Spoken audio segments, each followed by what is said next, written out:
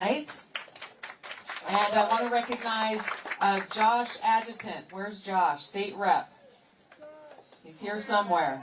He's in the back. All right. Josh is here. Thanks for... There he is. He's out. There he is. Now I see you. He's outside. Thank you, Josh. It's good to see you again. Josh actually was there when I filed my nomination papers at your state house. My name will be on the ballot, folks. It's great to be able to spend so much time here in New Hampshire. Over the last few days, we've been holding a lot of smaller house parties, visiting a lot of small rural towns across New Hampshire. Nice to see you again. And it's incredible and inspiring to see how much heart there is in this country and how much people care about our future. This is why we're all gathered here today.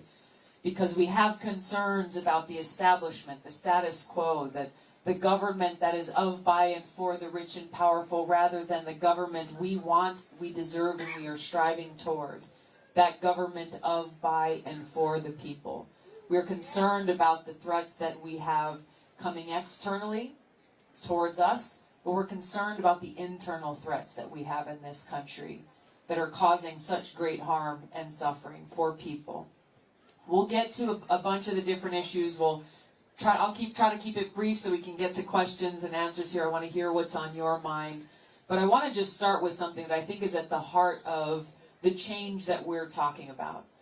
You'll hear a lot in this presidential campaign cycle and these primaries from a lot of different candidates about plans, ideas, visions, the way, here's how we're going to solve this, here's how we're going to solve that. And a lot of them might sound pretty good. But the real question is, how do you bridge the divide to actually be able to get those plans enacted into law? Because otherwise, if you're not able to do that, they're words on a piece of paper. When we look at the hyper-partisanship in Washington, we look at how deeply divided our country has become, how, whether it's based on political lines or racial or ethnic or all religious, all of these different things that are unfortunately being used as wedges to drive us apart, to pit one group against the other. We are not the United States of America that we need to be. When we have people looking at others as though they are less than, or they are quote-unquote others, not standing on this bedrock of freedom, the principles enshrined in our Constitution, respecting each other as fellow Americans, we will never be able to get out of the place of hardship that we are in today. So I think it's important for us to start on this point of how do we do this? What is required for us to heal these divisive wounds? To bridge these divides so that we can come together as Americans, striving towards that more perfect union, to ensure our government is truly of, by, and for the people. We start with respect. We start with respect. Treating others with respect, whether they are people who come from the same place we do or not, whether they're people who agree with us or not, whether they're people who have the same political letter affiliation next to our name or not. This was a challenge that I had to face at a very practical level when I was first elected to Congress in 2012. Freshman Democrat, just got elected into a Republican majority in the House of Representatives. Had to figure out, how am I going to get things done? How am I going to build the relationships necessary to enact legislation, to get amendments passed to bills, to serve my constituents in Hawaii and to serve our country? I was told by some experienced politicos in Washington that as a Democrat in the minority, as a freshman with no seniority or clout, don't even try to get a bill passed. Don't even try. It'll be a waste of your time. The best you can hope to do as a member of the House of Representatives is give floor speeches and use a platform to be able to make sure your voice is heard. You just have to sit around and wait for a Democratic majority to start doing the real work. I found this to be an unacceptable piece of advice. Said thanks and put it aside very quickly, but started to think, how can I reach out to start to bridge this divide. So I thought of the very first, the most universal language that I know of is food. How many of you speak that language here? Yeah? So my mother makes the most incredible macadamia nut toffee. And I called her, she's back in Hawaii, I'm in Washington, in January of 2013. I asked if she would make 434 boxes of her toffee for every single member of Congress. Yeah. She is incredible. She said, gosh, yes, I think that's a great idea. What a great way to introduce yourself. And I said, no, wait, I'm not done yet. I have one more favor to ask. Can you make another 435 bigger boxes of toffee for the staff of every member of Congress? And she paused only for a moment. I could tell she was trying to figure out, how many more pounds of macadamia nuts she'd have to buy and put together to make this work. She said, it'll take a little bit longer, but yes, I think that's a great idea. She got to work in Hawaii. She's stirring 2 pots at the same time, chopping the mac nuts. My dad is the self-appointed quality control officer, so as she's pouring the toffee, he's taking one little piece out of every pan just to make sure it was just right. And while they were doing that, I was in D.C. I was just starting to handwrite personal notes to every one of my new colleagues, introducing myself, learning more about them, and signing each one saying, I look forward to serving alongside you. What really was incredible to me was how quickly I got a response. Started delivering these gifts of aloha, and when we had the House votes, we have a few voting sessions every day in Congress, and it's the only time we're all in the same place together. Started to see Republicans making that long walk from the Republican side of the floor to the Democrat side of the floor, literally crossing the aisle that separates the two sides, and finding me and just saying thank you so much. I ate all the toffee and I need more to take home to my family this weekend. And then most importantly saying, tell me what's going on in Hawaii. Tell me what issues your constituents are most concerned about. What are the things that you want to tackle here? You just come to Congress. I'm the chair of this committee or the chair of that subcommittee. I've been working on this issue or that issue. Tell me how we can work together. That simple gesture of reaching out with respect, saying, let us serve together, built the foundation for me to be able to make my mission of service to my constituents in Hawaii and service to our country, to be able to build upon those relationships, to pass legislation. The very first bill I introduced was the Helping Heroes Fly Act, a bill that came about in response to severely wounded warriors and disabled veterans who came and said that as they were trying to travel, they were being extremely disrespected, having to take off a prosthetic limb and hop through the checkpoint on one leg, or having to take off their clothes in public to take off their other prosthetics, not being treated with the honor and respect that they should be. So we introduced this legislation. We passed it through both the House and the Senate in a record period of time, and President Obama signed it into law that first year that I was in office. We were able to pass important amendments related to education, related to small businesses, related to health care. We're able to pass these pieces of legislation because of those relationships, so that when, my amendment's about to come to the floor, we're trying to pass an amendment to reauthorize the Native Hawaiian Education Act. The Republican leadership and the Heritage Foundation sent out a memo to all the Republicans and said, vote against the Gabbard Amendment. Now, normally, they'd vote against the Gabbard Amendment. But because of the relationships that I had, people were returning my phone calls when I was asking for their support. Or they were texting me or finding me on the House floor or in the gym early in the morning saying, hey, we got this memo. Tell me why I should vote for it, even though they're telling me to vote against it. And with that amendment and many others, I was able to successfully make my argument based on the substance of my bill to earn enough support from my Republican colleagues to actually get this legislation passed. This is how we get things done. Check your party affiliation at the door. Put people ahead of partisan politics. Put people ahead of profits. And focus on service. Focus on service.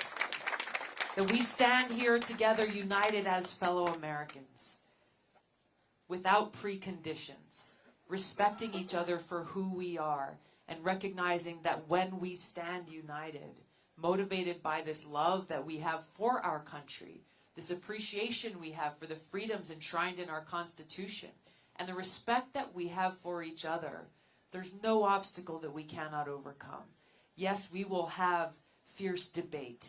We will have strong dialogue and conversations about our unique ideas on how we seek to solve the great challenges that we face. That's not a bad thing.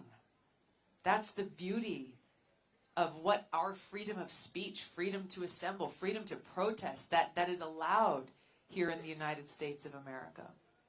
Unfortunately, in this cancel culture that we are living in, we are seeing these freedoms threatened. Or if you say something that's controversial, or you're saying something that someone else finds offensive, it's not saying, well, I'm offended by what you said because of this. Let's talk about it. It's delete your account, it's shut up, and it's go home. This is not how we move forward together. It's not how we address the real issues that we face. So this is at the heart of why I'm running for president. Because when I see all of you, when I look out into our country, I see fellow Americans. I don't see deplorables. I don't see us versus them. I see people who I respect dearly, who I hope to have the opportunity to serve as your president and your commander-in-chief.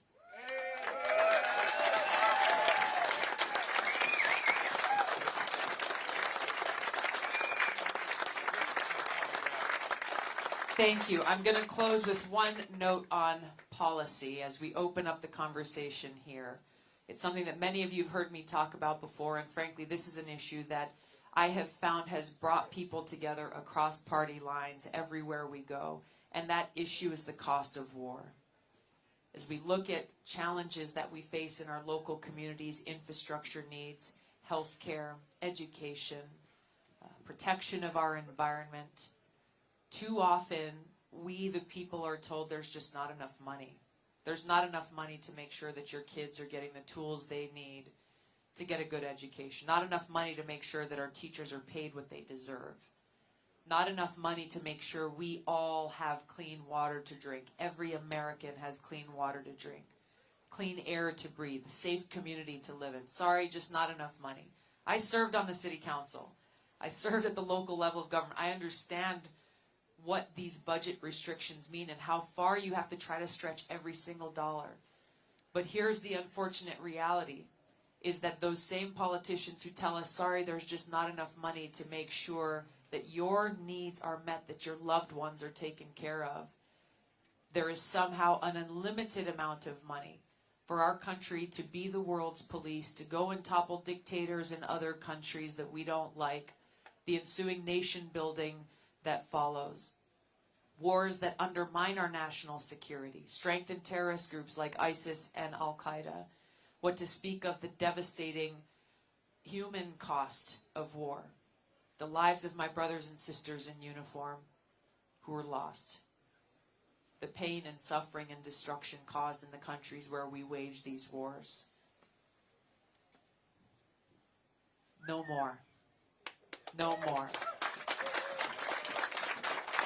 I'm running for president, bringing the experience that I have of serving now for almost 7 years as a member of Congress, focused on the importance of our national security, serving on the Foreign Affairs Committee, where we're meeting with leaders from around the world, serving on the Armed Services Committee, where we are providing direct oversight over the Department of Defense, questioning some of our highest military leaders and the Secretary of Defense about the policies and the cost and consequences of the decisions that they're making, and holding them accountable.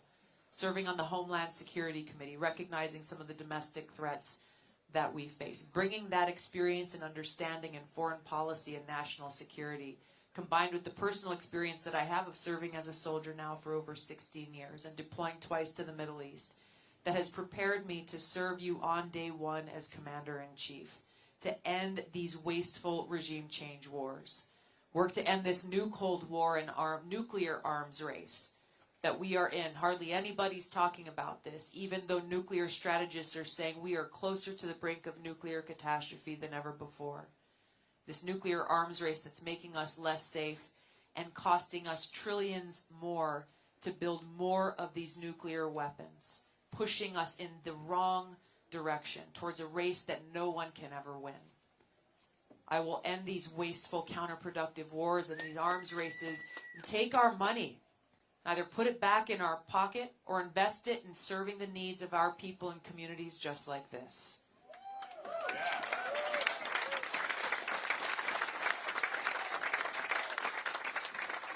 Our foreign policy is directly connected to every other issue that we face, which is why it's so important the choice that every one of you have before you to make sure that we've got a president and commander-in-chief who is qualified, experienced, and understands national security and foreign policy and ready to do that job on day one.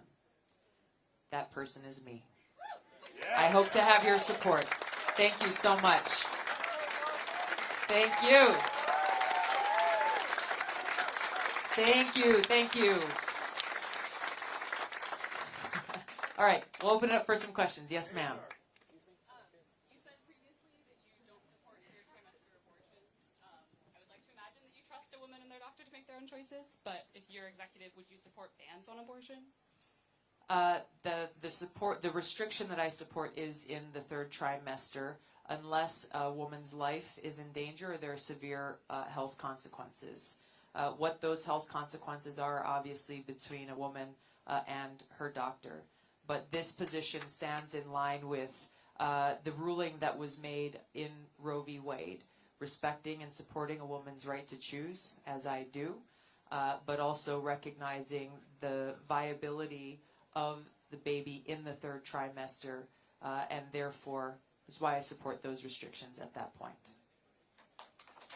Thank you for taking my question. What's your name? Quinn. So my question for you is, what will you do to make sure that Russia does not interfere in our elections? The greatest threat to our democracy right now is the fact that we have 14 states in our country that have no paper ballots. They have no record of the votes that are cast through electronic systems. When you look at the vulnerabilities that we have and how increasingly easier and easier it's getting to hack into these systems, it wouldn't take much for a bad actor, whether it be another country or some individual rogue person, to go and hack into these systems, manipulate the numbers of votes that are cast for one candidate or another, and completely change the outcome of the election. I've introduced legislation called the Securing America's Elections Act that makes sure, provides resources to states to either have paper ballots, or if you're using an electronic system, to have a voter-verified paper backup of every vote that's cast. So if there are any concerns about manipulation in our elections, manipulating our votes that are cast, that there is a paper trail to go back and audit and make sure that, bottom line, our voices and our votes are counted. If we do not do this, and if we don't do this now, then we are at risk of people losing faith in our democracy as a whole. If we don't have faith that our votes that we go out and cast on election day are counted and heard, then people won't turn out to actually vote at all.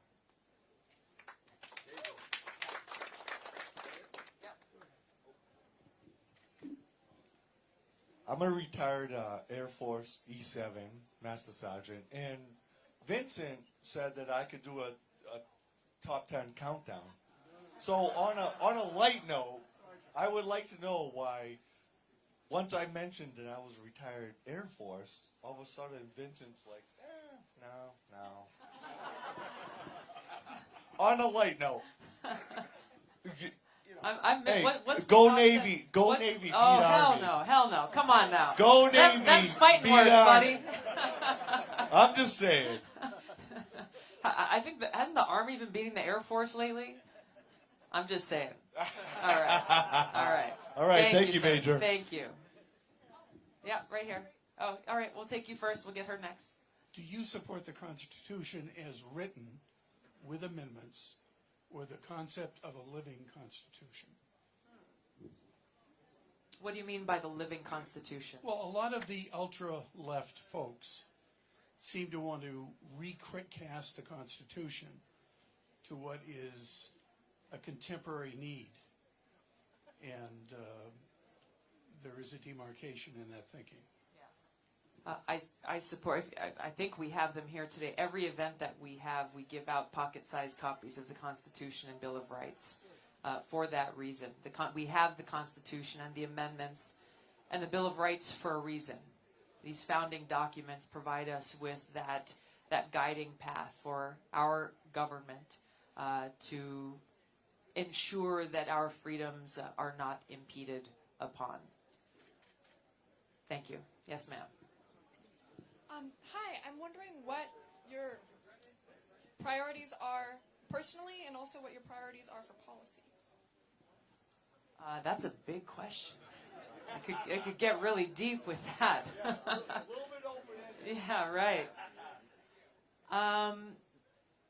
I experienced from a very young age that I was most happy when I was doing things for other people.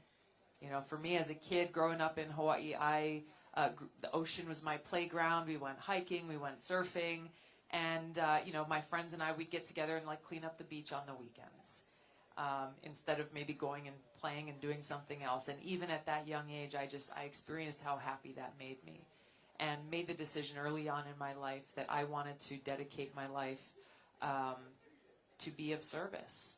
To be of service to God. I'm a very spiritual person. My relationship with God is very important to me. And what better way to make God happy than to take care of and serve God's children, to take care of and preserve and protect our planet. So at a deeply personal level, that's what motivates me. That's why I do what I do. That's why I'm so passionate about this, and that no matter how many attacks may come my way or how many critics there are, I remain a happy warrior fighting for the people and fighting for our planet. Bringing those values of service above self to the White House, leading a government that is focused on putting service above self, I think is the number one mission and priority that I have. There are so many different issues that are extremely important. We've talked about a couple of them. There are many others.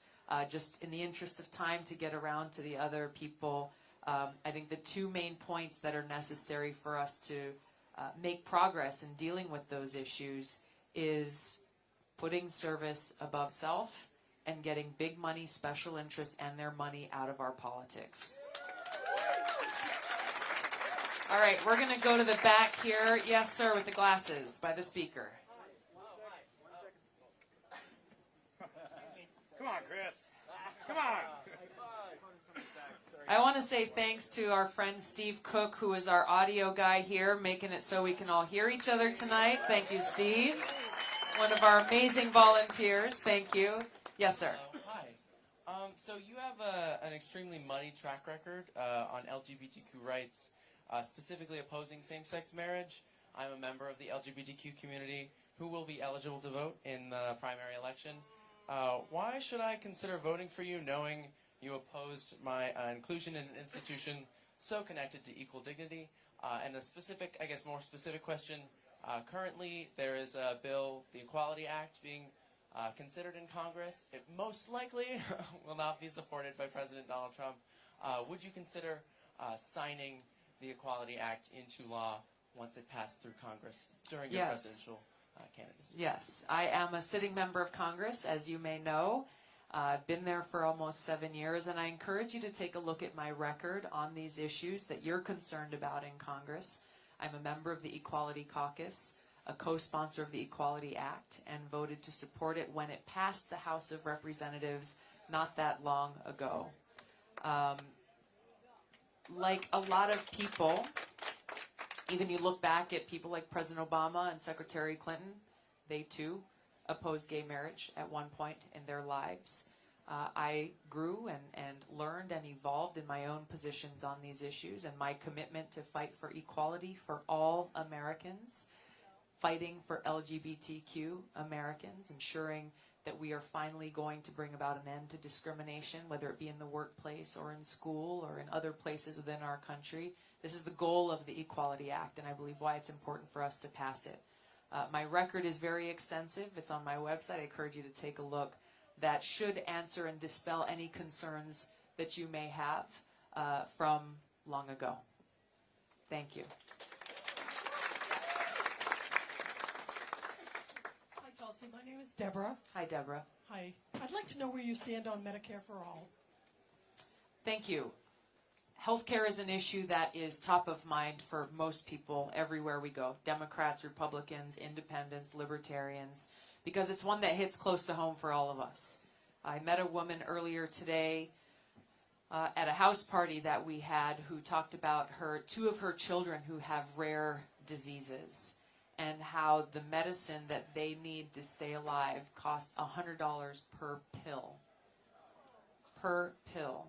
She's very involved with this community of families and people across the country who have children or loved ones dealing with rare diseases.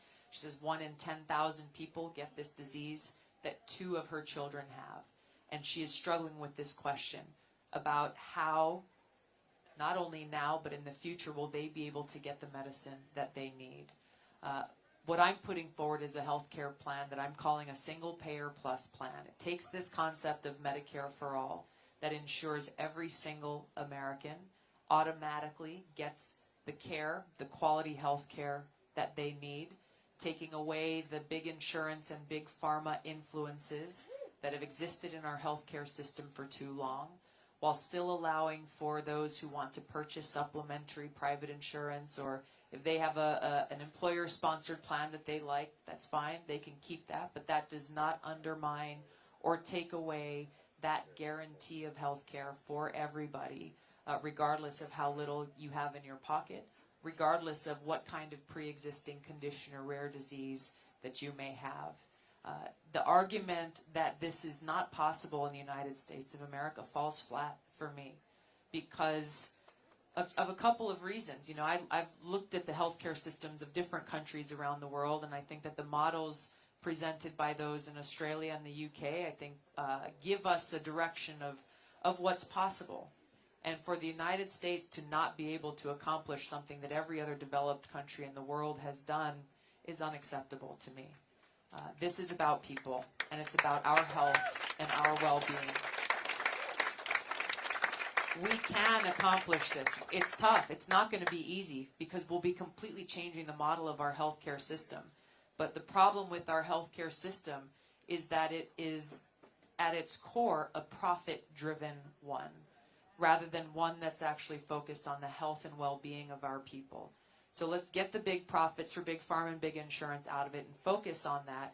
And then number 2, a lot of focus on this presidential primary is focused on the cost, rightly so. So let's look at what's driving up that cost. How about we actually have a healthcare system that promotes health rather than puts Band-Aids and drugs over sickness? It's a sick care system that we have. If we open it up and actually start to look at the root cause of so many of the rising numbers of people with diabetes in this country, and the fact that physicians are not required to get any nutrition training whatsoever when they go through medical school. Let's start with food as medicine. We have better informed people. We increase access to foods that are good for you, that are grown locally or regionally, and we work towards getting rid of the food deserts that we have in this country that so often discriminate against people of color and people living in poverty. Let's get to the root cause of these challenges and problems and come together and seek to solve them, which will actually help people and also bring down the cost of care because people won't need as much of it.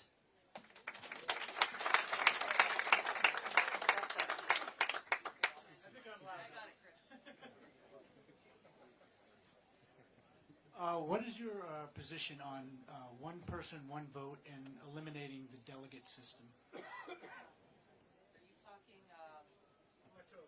Electoral College? Electoral College. Well, I want to start with the primary, actually, because something that a lot of us got pretty fired up about post-2016 was the need to get rid of superdelegates. We haven't done that yet. We made some progress. Some amazing people ran to be delegates of their local Democratic Party, and and the National Democratic Party on the Rules Committee. So we got rid of delegates through the first round of voting at a Democratic convention. But in the case of a brokered convention, then superdelegates jump in on the second, third, however many rounds of voting that come in after that, which continues to be a problem in my opinion.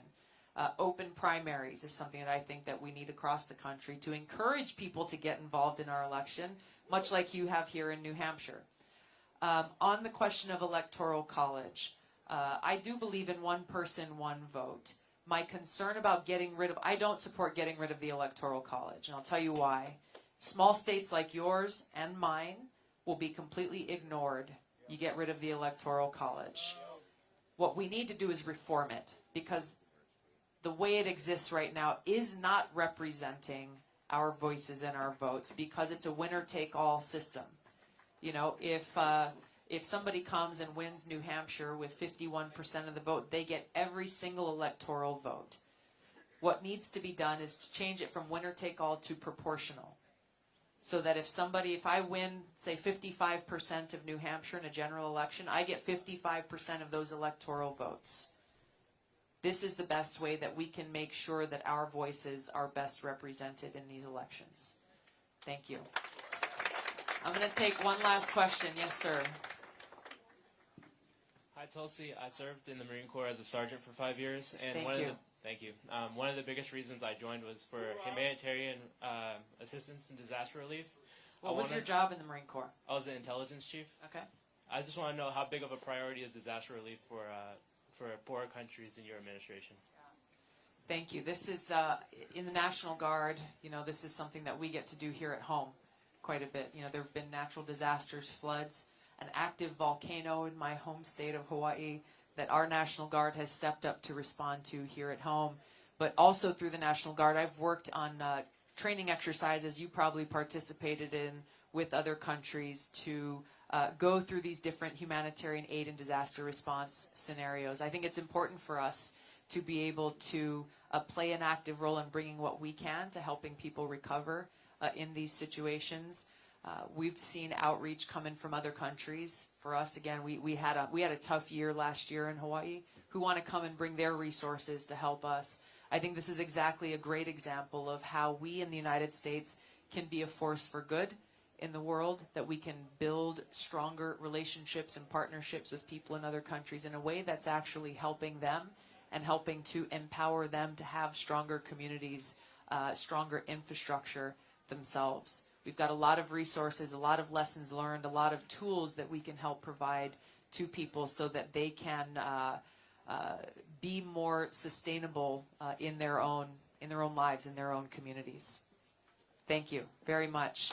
Thank you. I know there's a lot more questions. I want to be able to have time to, if any of you want to come up and say hi, or you want to get a picture, or you want to share a couple of quick words, I'd love for the opportunity to do so. I want to, before we start that though, I'm going to turn the microphone over to Nitya. She is one of our incredible and fearless leaders, volunteer leaders here on the ground. We have an election coming up here in New Hampshire in less than 100 days. And Nitya is going to share a little bit about what she is doing to help us with that.